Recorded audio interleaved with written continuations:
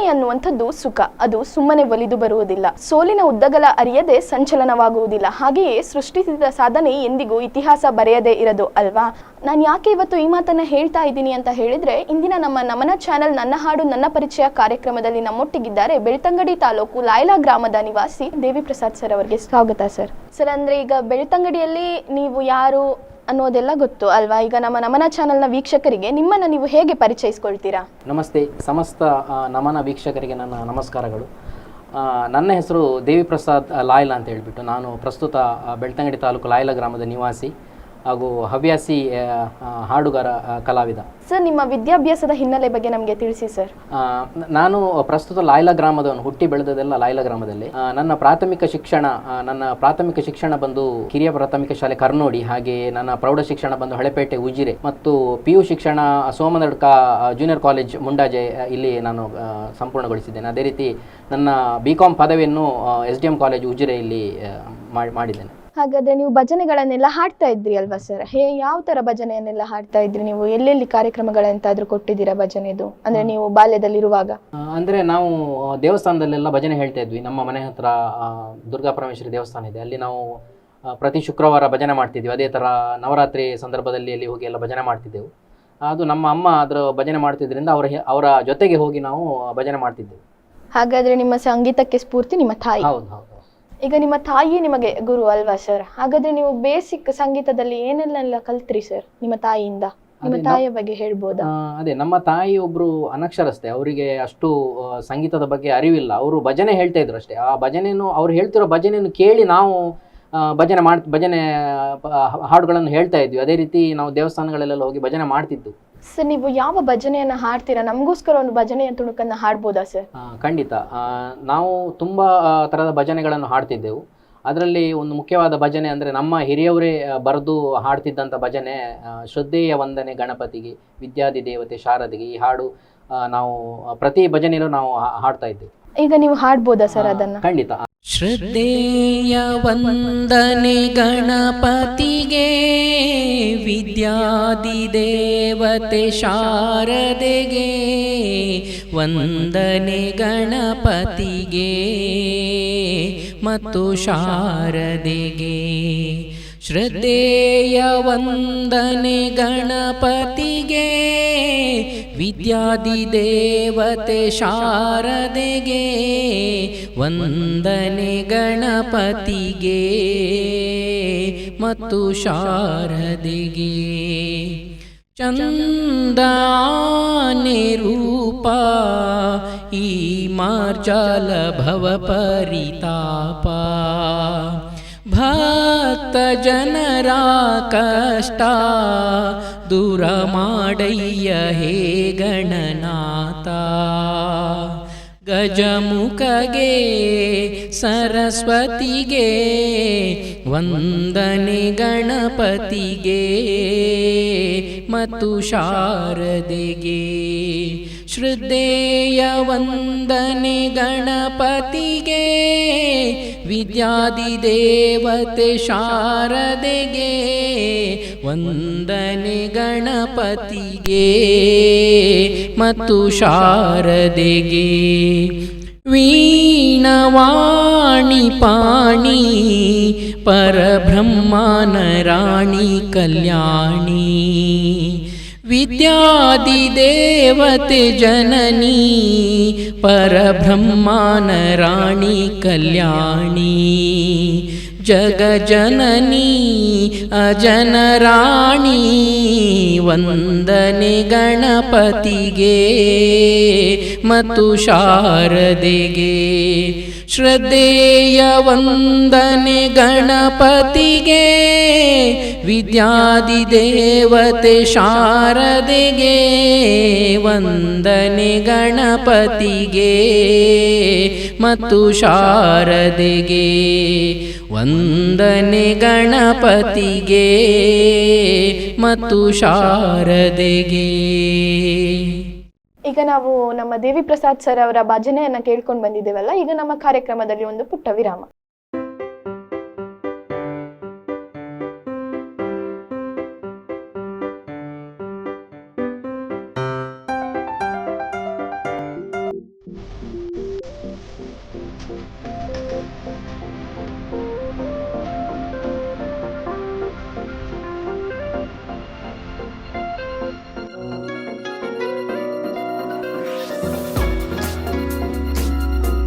ಪ್ರೀತಿಯ ಸಂಕೇತ ಅಳಿಯದ ಸಂಬಂಧ ನಗುವಿನ ಸೌಂದರ್ಯ ಇದು ಸ್ನೇಹದ ಬಾಂಧವ್ಯ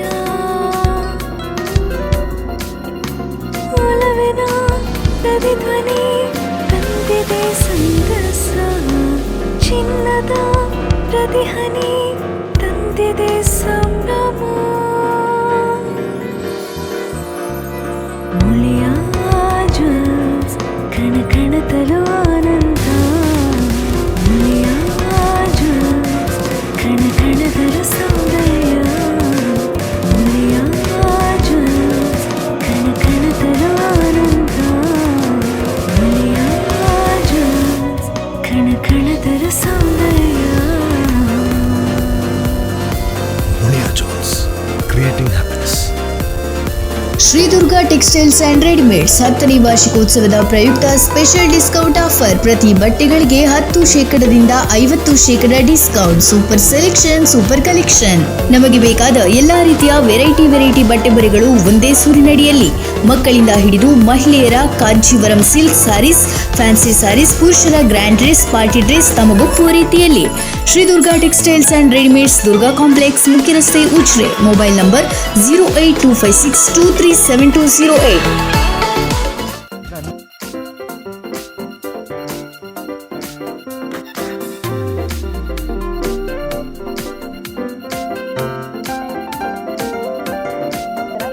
ನನ್ನ ಪರಿಚಯ ಕಾರ್ಯಕ್ರಮಕ್ಕೆ ಮತ್ತೊಮ್ಮೆ ಸ್ವಾಗತ.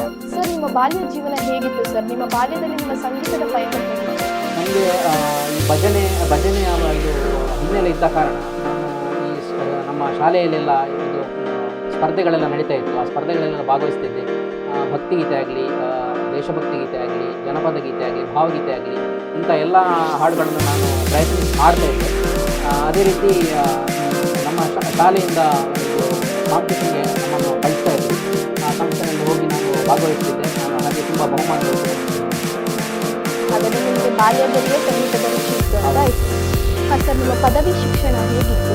ಅಂದರೆ ನೀವು ಆಗಲೇ ನಿಮಗೆ ಸಂಗೀತದ ರುಚಿ ಇರಲಿಲ್ಲ, ನೀವು ಪದವಿ ಕಲಿಬೇಕಾದ್ರೆ? ನನಗೆ ಪ್ರಾಥಮಿಕ ಶಾಲೆಗೆ ಹೋಗುವಾಗಲೇ ಸಂಗೀತದ ಬಗ್ಗೆ ತುಂಬ ಆಸಕ್ತಿ. ನಾನು ಪ್ರತಿಯೊಂದು ಸ್ಪರ್ಧೆಗಳಲ್ಲೂ ಭಾಗವಹಿಸಿದ್ದೆ. ಅದರಲ್ಲಿ ಬಹುಮಾನಗಳು ತಗೊಳ್ತಾ ಇದ್ದೆ. 2005ನೇ ಇಸ್ವಿಯಲ್ಲಿ ನಾನು ನನ್ನ B.Com ಪದವಿಯನ್ನು ಸಂಪೂರ್ಣ ಮಾಡಿ ಆಮೇಲೆ ನನ್ನ ಕೆಲಸಕ್ಕೆ ಇದು ನಿಮ್ಮ ಶಿಕ್ಷಣದ ಬಗ್ಗೆ ಆಯಿತು. ನಿಮ್ಮ ವೃತ್ತಿ ಜೀವನದಲ್ಲಿ ನಿಮ್ಮ ಏಳು ಬೀಳುಗಳೆಲ್ಲ ಹೇಗಿತ್ತು? 2004ರಲ್ಲಿ ನಾನು ಪದವಿ ಮುಗಿಸಿ ಸರ್ಕಾರಿ ನೌಕರಿಗೋಸ್ಕರ ತುಂಬ ಹುಡುಕ್ತಾ ಇದ್ದೆ. ಆದರೆ ಯಾವುದೇ ಪ್ರಯೋಜನ ಆಗಿಲ್ಲ. ಹಾಗೆ ನಾನು ಆ ಸಂದರ್ಭದಲ್ಲಿ ಬೆಂಗಳೂರಿನಲ್ಲಿ IT ಫೀಲ್ಡಲ್ಲಿ ತುಂಬ ಅವಕಾಶಗಳಿದ್ದರಿಂದ ನಾವು ನಮ್ಮ ಗೆಳೆಯರೆಲ್ಲ ಸೇರಿ ಹೋಗಿ ಪ್ರಯತ್ನ ಮಾಡಿದಾಗ ಇನ್ಫೋಸಿಸ್ ಕಂಪನಿಯಲ್ಲಿ ನನಗೆ ಕೆಲಸ ಸಿಕ್ಕಿತು. ಸುಮಾರು 5 ವರ್ಷಗಳ ಕಾಲ ಅಲ್ಲಿ ನಾನು ಕೆಲಸ ಮಾಡಿದೆ.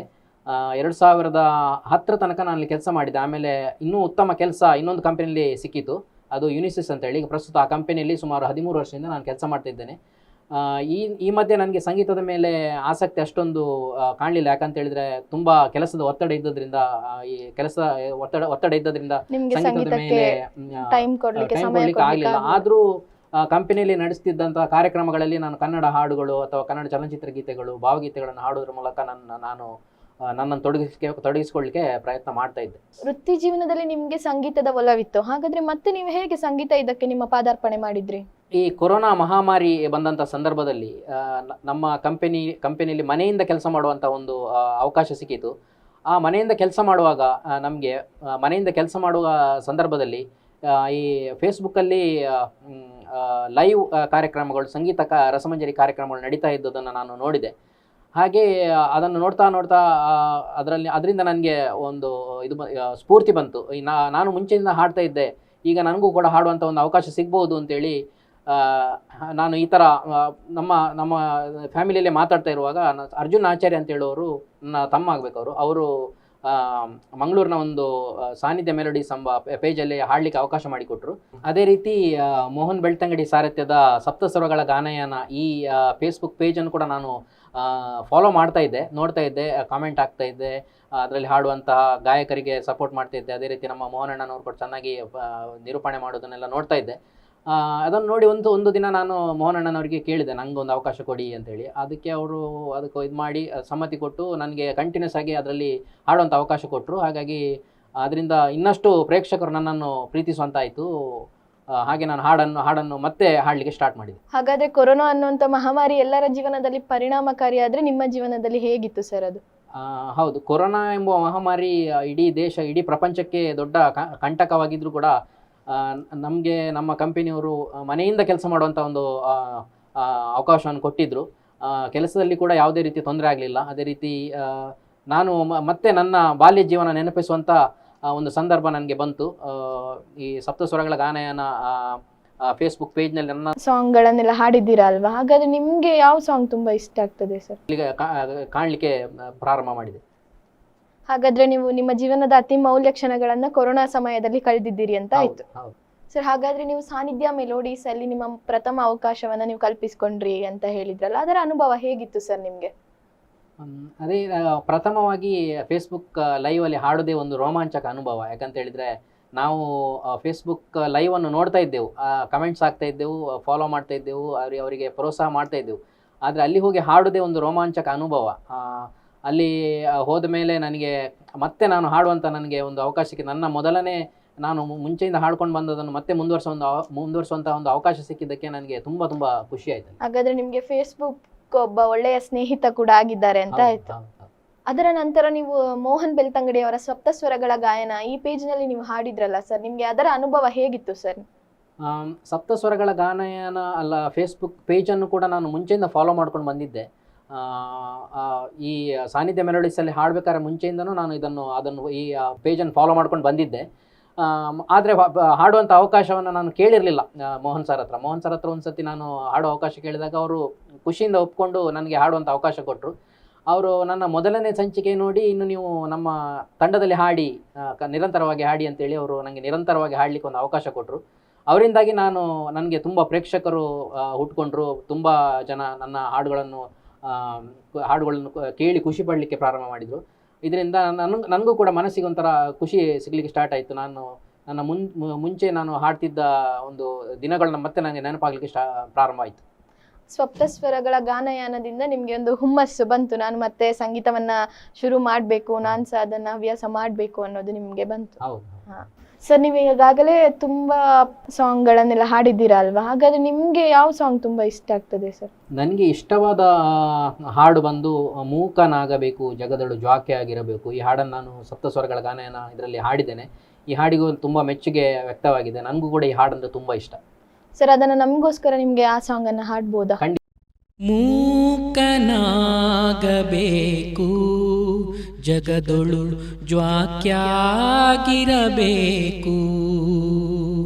ಮೂಕನಾಗಬೇಕು ಜಗದೊಳು ಜ್ವಾಕ್ಯಾಗಿರಬೇಕು. ಕಾಕಬುದ್ಧಿ ಕಡೆ ಗಾಯಿಸಲಾರದೆ, ಕಾಕಬುದ್ಧಿ ಕಡೆ ಗಾಯಿಸಲಾರದೆ, ಲೋಕದ ಗೊಡವಿ ನಿನಗ್ಯಾಕಬೇಕು, ಮೂಕನಾಗಬೇಕು ಜಗದೊಳು ಜ್ವಾಕ್ಯಾಗಿರಬೇಕು. ಆ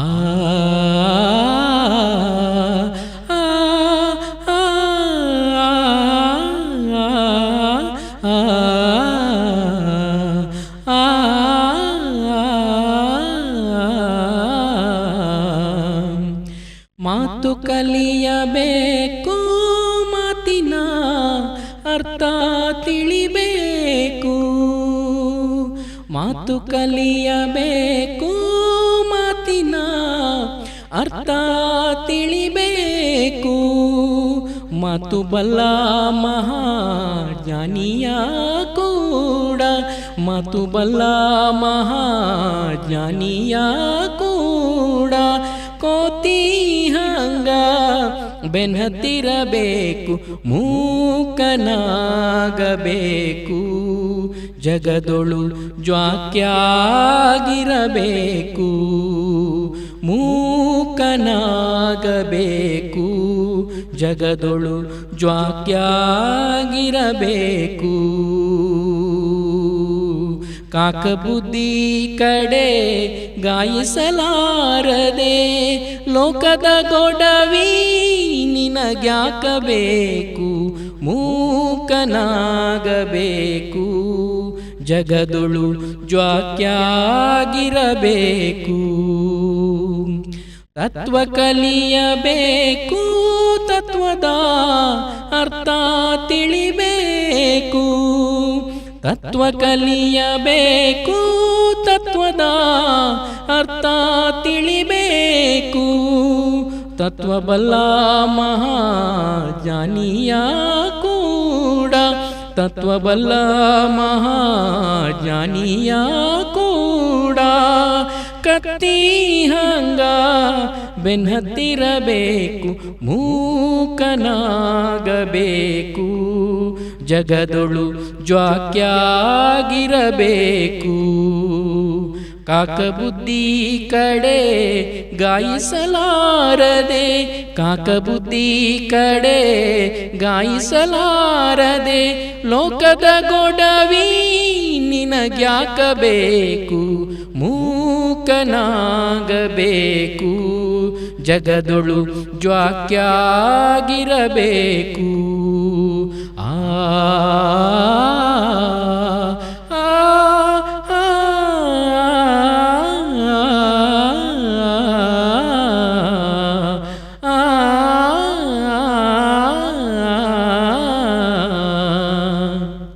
ದೇವಿ ಪ್ರಸಾದ್ ಸರ್ನ ಧ್ವನಿಯಲ್ಲಿ ನಾವೀಗ ಒಂದು ಸುಂದರ ಹಾಡನ್ನು ನಾವು ಕೇಳ್ಕೊಂಡು ಬಂದೆವು. ಈಗ ಒಂದು ಪುಟ್ಟ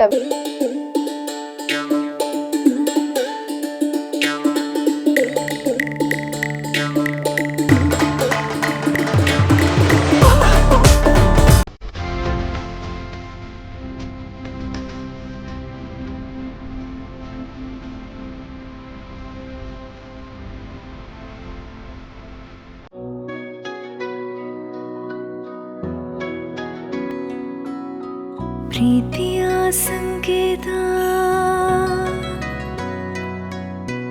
ಅಳಿಯದ ಸಂಬಂಧ ನಗುವಿನ ಸೌಂದರ್ಯ ಇದು ಸ್ನೇಹದ ಬಾಂಧವ್ಯ ಒಲವಿನ ಪ್ರತಿಧ್ವನಿ ತಂದಿದೆ ಸಂತಸ ಚಿನ್ನದ ಪ್ರತಿಹನಿ ತಂದಿದೆ ಸಂಭ್ರಮ ಮುಳಿಯ ಜ್ಯೂಸ್ ಕಣ ಕಣದಲು ಆನಂದ ಮುಳಿಯ ಜ್ಯೂಸ್ ಕಣ ಕಣದಲು ಸೌಂದರ್ಯ ಮುಳಿಯ ಜ್ಯೂಸ್ ಕಣ ಕಣದಲು ಆನಂದ ಮುಳಿಯ ಜ್ಯೂಸ್ ಕಣ ಕಣದಲು ಸೌಂದರ್ಯ Munia Jewels, creating happiness. Shri Durga textiles and readymades 10ನೇ ವಾರ್ಷಿಕೋತ್ಸವದ ಪ್ರಯುಕ್ತ ಸ್ಪೆಷಲ್ ಡಿಸ್ಕೌಂಟ್ ಆಫರ್. ಪ್ರತಿ ಬಟ್ಟೆಗಳಿಗೆ 10% 50% discount. Super selection, super collection. ನಮಗೆ ಬೇಕಾದ ಎಲ್ಲಾ ರೀತಿಯ ವೆರೈಟಿ ಬಟ್ಟೆ ಬರೆಗಳು ಒಂದೇ ಸೂರಿನಡಿಯಲ್ಲಿ. ಮಕ್ಕಳಿಂದ ಹಿಡಿದು ಮಹಿಳೆಯರ ಕಾಂಚೀವರಂ ಸಿಲ್ಕ್ ಸಾರೀಸ್, ಫ್ಯಾನ್ಸಿ ಸಾರೀಸ್, ಪುರುಷರ ಗ್ರ್ಯಾಂಡ್ ಡ್ರೆಸ್, ಪಾರ್ಟಿ ಡ್ರೆಸ್ ತಮಗೊಪ್ಪುವ ರೀತಿಯಲ್ಲಿ. Shri Durga textiles and readymades, Durga complex, ಮುಖ್ಯ ರಸ್ತೆ, ಉಚ್ರೆ. Mobile number 08256237208.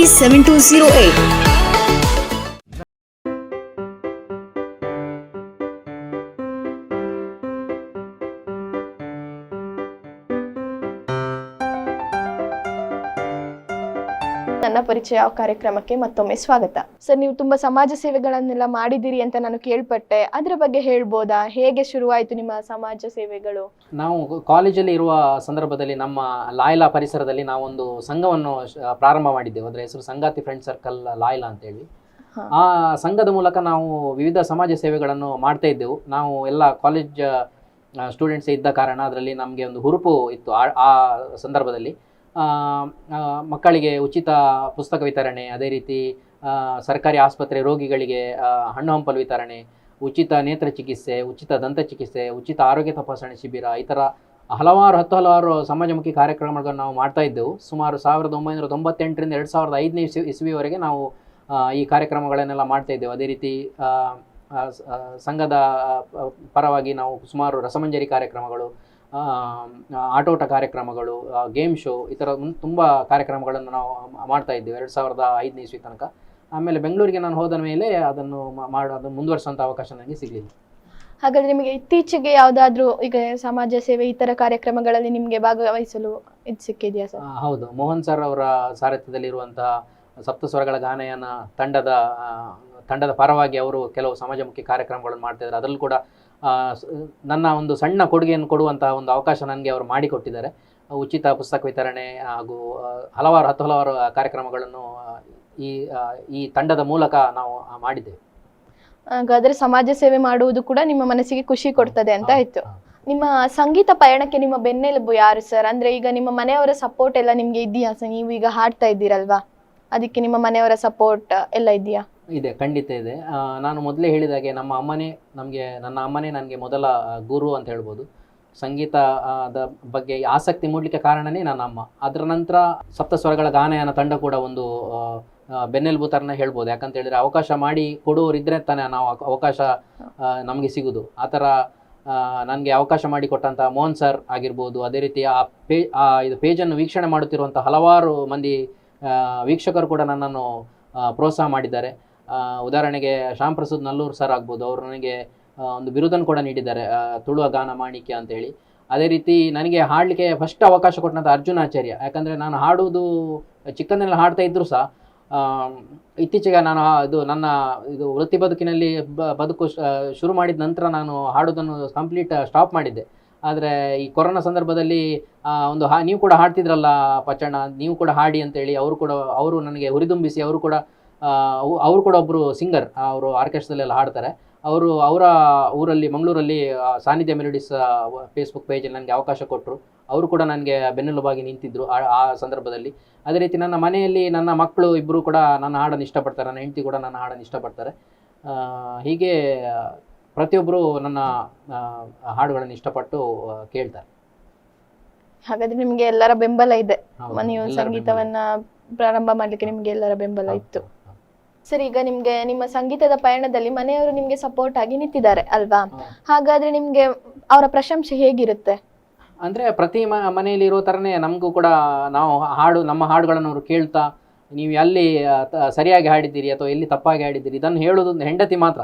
ಮತ್ತು ಹೆಚ್ಚಿನವರು ಏನು ಮಾಡ್ತಾರೆ ಅಂತ ಹೇಳಿದರೆ, ಹೊರಗಿನವರು ತಪ್ಪಾಗಿದೆ ಅಥವಾ ಹಾಗೆ ಹೀಗೆ ಅಂತ ಯಾರು ಹೇಳಲಿಕ್ಕೆ ಹೋಗೋದಿಲ್ಲ. ಎಲ್ಲರೂ ಚೆನ್ನಾಗಿ ಹಾಡ್ತೀರ ಅಂತ ಹೇಳ್ತಾರೆ. ಆದರೆ ಹೆಂಡತಿ ಆದವಳು ಮಾತ್ರ ನನ್ನ ತಪ್ಪನ್ನು ಕೂಡ ಹೇಳುವಂಥ ಪ್ರಯತ್ನ ಮಾಡ್ತಾಳೆ. ಹಾಗೆ ನನ್ನ ಹೆಂಡತಿ, ನನ್ನ ತಾಯಿ ಕೂಡ ಹಾಗೆ. ಅವರು ಕೂಡ ನೀನು ಈ ಹಾಡನ್ನು ಹಾಡಬೇಕು, ಈ ಹಾಡನ್ನು ಚೆನ್ನಾಗಿ ಹಾಡಿದ್ಯಾ, ಇದು ಇಲ್ಲಿ ಈ ಥರ ಟೆಂಪೋ ಇರಬೇಕು, ಇಲ್ಲಿ ಈ ಥರ ರಾಗ ತಪ್ಪಿತು, ಅದೆಲ್ಲ ನನಗೆ ಹೇಳ್ತಾ ಇರ್ತಾರೆ ಅವರು. ಅವರ ಒಂದು ಸಹಕಾರದಿಂದನೇ ನಾನು ನನ್ನ ಸಂಗೀತ ಪಯಣವನ್ನು ಮುಂದುವರಿಸ್ತಾ ಇದ್ದೆ.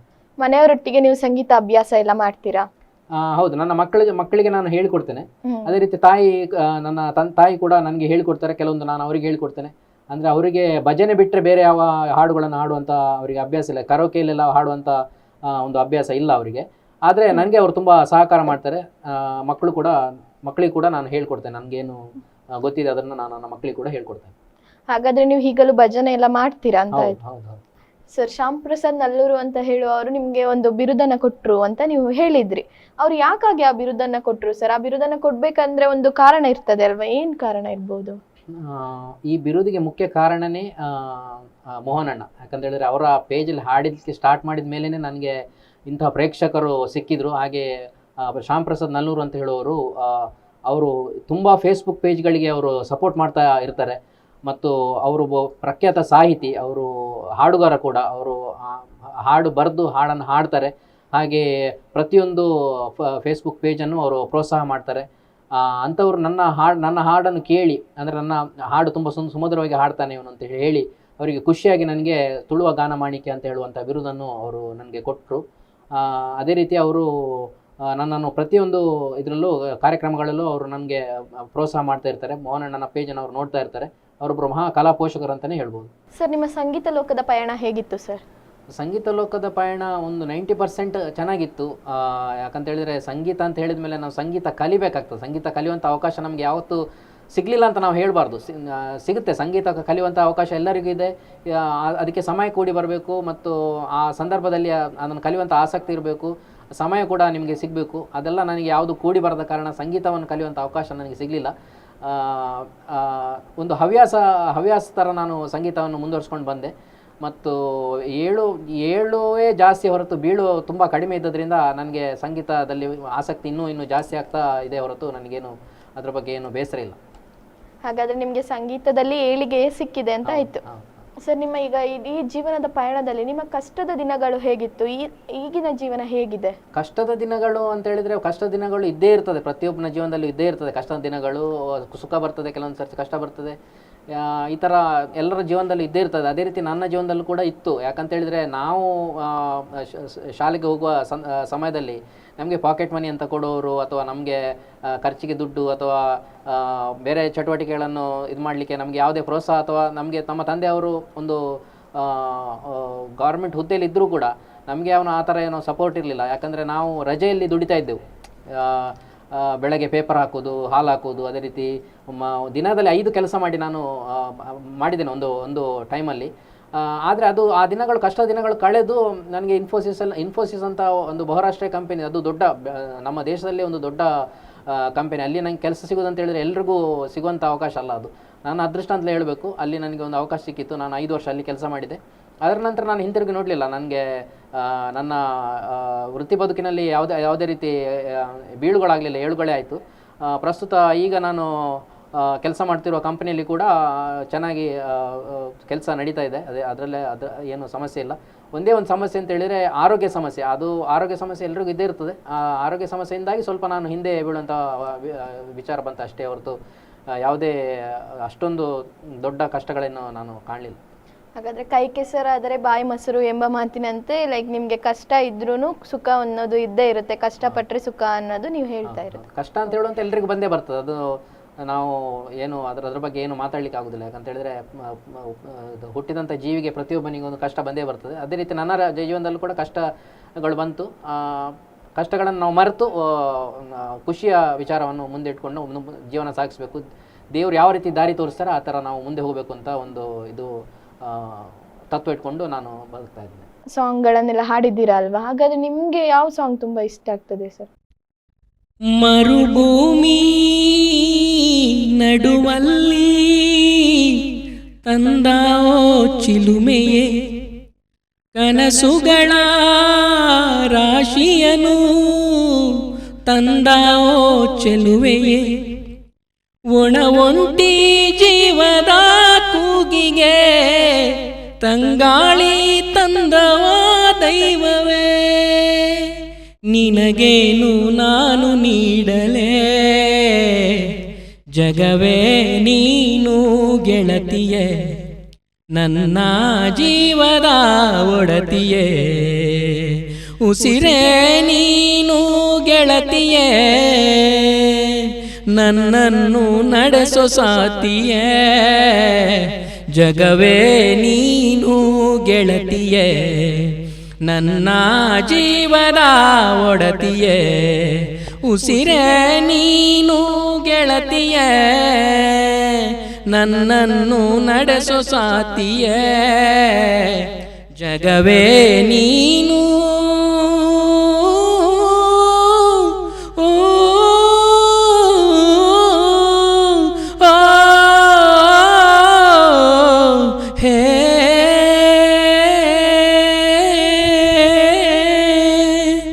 ಖುಷಿಯೆಲ್ಲ ಕಲೆ ಹಾಕಿ ನಿನಗಾಗಿ ನಾನು ಹೊತ್ತು ತರುವೆ, ನಿನ್ನ ಕನಸೆಲ್ಲ ನಾನನಸು ಮಾಡುವೆ, ಯಾರಿರಲಿ ನೆದುರಲ್ಲಿ ನಾನೆಂದು ನಿನ್ನ ಮುಂದೆ ನಿಲ್ಲುವೆ, ನೋವೆ ಬರದಂತೆ ಪ್ರತಿ ನಿಮಿಷ ಕಾಯುವೆ, ನಡೆಯುವೆ ಜೊತೆ ನೆರಳಂತೆ, ಬಯಸುವೆ ಕೊನೆ ಇರದಂತೆ, ಮುಳುಗಡೆಯ ಭೀತಿಯ ಬದುಕಿಗೆ ನೆರವಾಗಿ ಬಂದವೋ ದೈವವೇ, ನಿನಗೇನು ನಾನು ನೀಡಲೇ, ಜಗವೇ ನೀನು ಗೆಳತಿಯೇ ನನ್ನ ಜೀವದ ಒಡತಿಯೇ ಉಸಿರೇ ನೀನು ಗೆಳತಿಯೇ ನನ್ನನ್ನು ನಡೆಸೋ ಸಾತಿಯೇ ಜಗವೇ ನೀನು ಗೆಳತಿಯೇ ನನ್ನ ಜೀವದ ಒಡತಿಯೇ ಜಗವೇ ನೀನು. ನಿಮ್ಮ ಸಂಗೀತದ ಅನುಭವದ ಪ್ರಕಾರ ನೀವು ನಮ್ಮ ಹೊಸ ಗಾಯಕರಿಗೆ ಏನು ಹೇಳಲಿಕ್ಕೆ ಇಷ್ಟಪಡ್ತೀರಾ ಸರ್? ಅದೇ ಈಗ ಸಂಗೀತ ಅಂತ ಹೇಳೋದು ಒಂದು ಕಲೆ. ಆ ಕಲೆಯನ್ನು ಉಳಿಸ್ಕೊಂಡು ಬೆಳೆಸ್ಕೊಂಡು ಹೋಗುವಂಥದ್ದು ಆ ಒಬ್ಬ ವ್ಯಕ್ತಿಯ ಅದು ಆ ಕರ್ತವ್ಯ. ಆದರೆ ಆ ವ್ಯಕ್ತಿ ಆ ಅವಕಾಶವನ್ನು ಕೊಟ್ಟವರನ್ನು ಯಾವತ್ತೂ ಮರಿಬಾರ್ದು. ಈ ಏಣಿಯನ್ನು ಒದಿಯುವಂಥ ಕೆಲಸ ಯಾವತ್ತೂ ಮಾಡಬಾರ್ದು. ಅವಕಾಶ ಕೊಟ್ಟವರನ್ನು ನೆನಪಿನಲ್ಲಿ ಇಟ್ಟುಕೊಂಡು ಅವರು ಆ ಸಂಗೀತದಲ್ಲಿ ಕಠಿಣ ಅಭ್ಯಾಸ ಮಾಡಿದರೆ ಅವರು ಜೀವನದಲ್ಲಿ ಉನ್ನತ ಸಾಧನೆ ಮಾಡ್ತಾರೆ ಅಂತ ನನ್ನ ಅನಿಸಿಕೆ. ಅದೇ ರೀತಿ ದೇವರು ಯಾವ ದಾರಿ ತೋರಿಸ್ತಾನೆ ಅದರಲ್ಲಿ ಹೋದರೆ ಅವರಿಗೆ ಯಶಸ್ಸು ಖಂಡಿತ ದೊರಕ್ತದೆ ಅಂತ ನನ್ನ ಒಂದು ಅನಿಸಿಕೆ. ಸರ್, ಕೊನೆಯದಾಗಿ ನಮ್ಮ ಈ ಕಾರ್ಯಕ್ರಮದ ಮುಖಾಂತರ ನೀವು ಯಾವುದಾದ್ರೂ ತಪ್ಪಿಗೆ ಯಾರಿಗಾದ್ರೂ ಸಾರಿ ಕೇಳಬೇಕಂತ ಇದೆಯಾ, ಇಲ್ಲ ಯಾರಿಗಾದ್ರೂ ಥ್ಯಾಂಕ್ಸ್ ಹೇಳಬೇಕಂತ ಇದೆಯಾ? ಖಂಡಿತ ಇದೆ. ಯಾಕಂತೇಳಿದರೆ ತಪ್ಪು ಪ್ರತಿಯೊಬ್ಬನು ಮಾಡ್ತಾನೆ. ಈಗ ಯಾಕಂತೇಳಿದರೆ ನಾವು ತಿಳಿಯೋದೋ ಏನೋ ತಪ್ಪು ಮಾಡಿರ್ತೇವೆ, ಅದರಿಂದ ಒಬ್ಬನಿಗೆ ಮನಸ್ಸಿಗೆ ಬೇಸರ ಆಗಿರ್ಬೋದು. ಆ ಥರ ಬೇಸರ ಯಾರಿಗಾದರೂ ನನ್ನಿಂದ ಆಗಿದ್ದರೆ ಅವರಿಗೆ ನಾನು ಸಾರಿ ಕೇಳಲಿಕ್ಕೆ ಬಯಸ್ತೇನೆ. ನಾನು ಅದು ಏನು ಬೇಕಂತ ಹೇಳಿ ಯಾವುದೇ ಯಾರಿಗೆ ಮನಸ್ಸಿಗೆ ಬೇಸರ ಮಾಡುವವನಲ್ಲ, ಮಾಡಿದವನಲ್ಲ, ಇನ್ನು ಮಾಡುವುದಿಲ್ಲ. ಆದರೆ ಯಾವುದೋ ಒಂದು ಗಳಿಗೆಯಲ್ಲಿ ಕೆಟ್ಟ ಗಳಿಗೆಯಲ್ಲಿ ನನ್ನಿಂದ ಬೇಸರ ಆಗಿದ್ದರೆ ಅವರಿಗೆ ನಾನು ಸಾರಿ ಕೇಳ್ತೇನೆ. ಅದೇ ರೀತಿ ಥ್ಯಾಂಕ್ಸ್ ಹೇಳಬೇಕು ಅಂತ ತುಂಬ ಜನಕ್ಕೆ ನಾನು ಥ್ಯಾಂಕ್ಸ್ ಹೇಳಬೇಕು. ಯಾಕಂತ ಹೇಳಿದರೆ ನಾನು ಈ ಪೊಸಿಷನ್ಗೆ ಬರಬೇಕಂದ್ರೆ ತುಂಬ ಜನ ನನ್ನ ಬೆನ್ನ ಹಿಂದಿದ್ದಾರೆ. ನನ್ನ ತಾಯಿ ಆಗಲಿ, ನನ್ನ ಫ್ಯಾಮಿಲಿಯವರಾಗಲಿ, ನನ್ನ ಹೆಂಡತಿ ಮಕ್ಕಳು, ಅದೇ ರೀತಿ ಮೋಹನ್ ಬೆಳ್ತಂಗಡಿ ಇವರು ಕೂಡ ನನಗೆ ತುಂಬ ವಿಪುಲ ಅವಕಾಶ, ಅಂದರೆ ಪ್ರತಿಯೊಂದು ಇದರಲ್ಲೂ ಎಪಿಸೋಡಲ್ಲೂ ನನಗೆ ಹಾಡುವಂಥ ಅವಕಾಶ ಕೊಟ್ಟು ನನ್ನ ಹಾಡುಗಳಿಗೆ ಮೆಚ್ಚುಗೆ ಬರಲಿಕ್ಕೆ ಕಾರಣವೇ ಅವರು ಮೋಹನಣ್ಣ. ಅವರಿಗೂ ನನ್ನ ಧನ್ಯವಾದಗಳನ್ನು ಅರ್ಪಿಸ್ತೇನೆ. ಅದೇ ರೀತಿ ಅರ್ಜುನಾಚಾರ್ಯ ಇವರನ್ನು ನಾನು ಮರೀಲೇಬಾರ್ದು. ಯಾಕಂತೇಳಿದರೆ ನಾನು ಸಂಗೀತ ಮುಂಚೆ ನಾನು ಹಾಡ್ತಿದ್ರು ಕೂಡ ಆಮೇಲೆ ನನಗೆ ಅದು ಅವಕಾಶ ಸಿಗಲಿಲ್ಲ, ಕೆಲಸದ ಒತ್ತಡ ಈ ಥರ ಇದ್ದದ್ರಿಂದ ಒಂದು ಅವಕಾಶ ಅವರು ನನಗೆ ಮಾಡಿಕೊಟ್ಟದಕ್ಕೆ ನಾನು ಅಲ್ಲಿಂದ ಪ್ರಾರಂಭ ಮಾಡುವ ಹಾಗೆ ಆಯಿತು. ಹಾಗೆ ಅವರಿಗೂ ಕೂಡ ನನ್ನ ಅನಂತ ಧನ್ಯವಾದಗಳು. ಹಾಗೆ ನನಗೆ ಯಾರೆಲ್ಲ ಸಪೋರ್ಟ್ ಮಾಡಿದ್ದಾರೆ, ನನ್ನ ಹಾಡುಗಳನ್ನು ಯಾರೆಲ್ಲ ಶ್ಯಾಮ್ ಪ್ರಸಾದ್ ನಲ್ಲೂರು ಇವರು ನನಗೆ ತುಳುವ ಗಾನ ಮಾಣಿಕೆ ಅಂತ ಬಿರುದು ಕೊಟ್ಟಿದ್ದಾರೆ, ಅವರಿಗೂ ಕೂಡ ನನ್ನ ಹೃತ್ಪೂರ್ವಕ ಧನ್ಯವಾದಗಳು. ಅದೇ ರೀತಿ ಸಪ್ತಸ್ವರಗಳ ಗಾನಯಾನ ತಂಡವನ್ನು ಪ್ರೋತ್ಸಾಹಿಸುವಂಥ ಪ್ರತಿಯೊಬ್ಬ ಕಲಾ ಪೋಷಕನಿಗೂ ನನ್ನ ತುಂಬುರದ ಧನ್ಯವಾದಗಳನ್ನು ಹೇಳಲಿಕ್ಕೆ ಇಷ್ಟಪಡ್ತೀನಿ. ಇಷ್ಟು ಹೊತ್ತು ನಿಮ್ಮ ಜೀವನದ ಅಮೂಲ್ಯವಾದ ಸಮಯಗಳನ್ನು, ನಿಮ್ಮ ಜೀವನದ ಏಳು ಬೀಳು ಕಷ್ಟ ಸುಖಗಳನ್ನು ನಮ್ಮೊಂದಿಗೆ ಹಂಚಿಕೊಂಡಿದ್ದಕ್ಕೆ ಧನ್ಯವಾದ ಸರ್. ಹಾಗೆ ನಿಮ್ಮ ಸಂಗೀತ ಪಯಣಕ್ಕೆ ನಮ್ಮ ನಮನ ಚಾನೆಲ್ ಕಡೆಯಿಂದನೂ ನಾವು ಶುಭ ಹಾರೈಸ್ತೇವೆ. ನನ್ನ ಕಡೆಯಿಂದನೂ ನಮನ ಚಾನೆಲ್ಗೆ ಶುಭವಾಗಲಿ. ಇದಾಗಿತ್ತು ಇಂದಿನ ನನ್ನ ಹಾಡು ನನ್ನ ಪರಿಚಯ ಕಾರ್ಯಕ್ರಮ. ಮತ್ತೊಬ್ಬ ಅತಿಥಿಯೊಂದಿಗೆ ಮತ್ತೆ ನಿಮ್ಮ ಮುಂದೆ ಬರುತ್ತೇನೆ. ಅಲ್ಲಿಯವರೆಗೂ ನೋಡ್ತಾ ಇರಿ ನಮನ ಚಾನೆಲ್. ಧನ್ಯವಾದ.